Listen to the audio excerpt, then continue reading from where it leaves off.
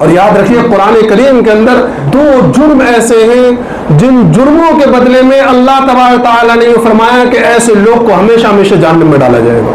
علماء نے اس کی تفصیل لکھی ہے کہ اگر ایمان کے ساتھ گیا تو ہمیشہ ہمیشہ کا مطلب ہے کہ بہت لمبی مدت کے لیے ڈالا جائے گا، اور اگر ایمان کے بغیر چلا گیا تو وہ تو پھر ہمیشہ ہمیشہ۔ وہ 2 جرم کیا ہے؟ سب سے پہلا جرم فرمایا کہ 4 پارے کو اٹھا لیجیے سورہ نساء کے اندر، جہاں اللہ تبارک تعالیٰ نے وراثت کے مسئلے کو بیان فرمایا ہے۔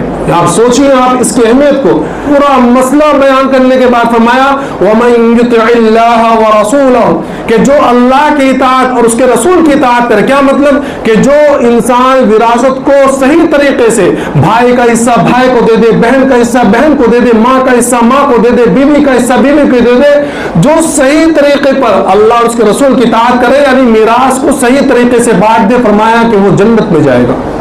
اور آگے فرمایا وَمَن يَعْصِ اللَّهَ وَرَسُولَهُ وَيَتَعَدَّ حُدُودَهُ يُدْخِلْهُ نَارًا خَالِدًا فِيهَا، کہ جو اللہ کی نافرمانی کرے، اس کی رسول کی نافرمانی کرے اور حد سے تجاوز کر دے۔ کیا مطلب؟ کہ جو بہن کا حصہ کھا لے، جو چھوٹے بھائیوں کا حصہ کھا لے، جو ماں کا حصہ نہ دے، جو بیوی کا حصہ نہ دے، فرمایا کہ جو اللہ اور اس کے رسول کی نافرمانی کرے اور اپنے حدود سے نکل جائے، يُدْخِلْهُ نَارًا خَالِدًا فِيهَا، وہ بہت لمبی مدت ہمیشہ ہمیشہ کے لیے جہنم میں جلے گا، وَلَهُ عَذَابٌ مُهِينٌ، اور اس کے لیے دردناک عذاب ہوگا۔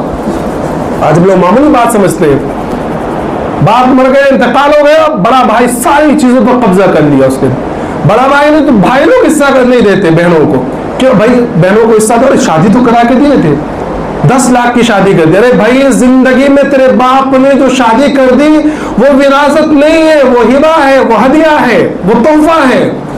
وراثت مرنے کے بعد ہوتی ہے۔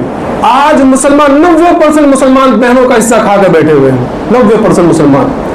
اچھا کیا ہوتا ہے؟ باپ کے مرنے کے بعد کچھ دنوں کے بعد بہنوں کو بلایا جاتا ہے، دعوت کی جاتی ہے، اور پھر بڑی رونے والی اور فقر والی حالت بنا کر اور کہتے ہیں کہ بہن دیکھ ایک ہی گھر ہے اور تھوڑے سے پیسے بچ چھوڑ کے گئے تھے، ہم کہاں رہیں گے، تو ہمیں معاف کر دے۔ بہنیں بیچاری سوچتی کہ بھائی باپ کے مرنے کے بعد، ماں کے مرنے کے بعد میکے میں اگر مجھے آنا ہے تو ظاہر سی بات ہے معاف کر لیں، تو بہن بھی بول دیتی ہے ہاں بھائی معاف کر دیے۔ ایسی معافی کا کوئی اعتبار نہیں ہے۔ وہ جانتی ہے کہ اگر میں نے معاف نہیں کیا تو یہ مجھے گھر سے نکال دیں گے۔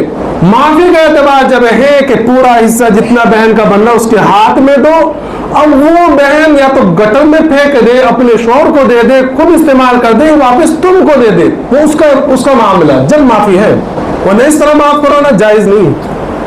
اور یہ حصہ کھانا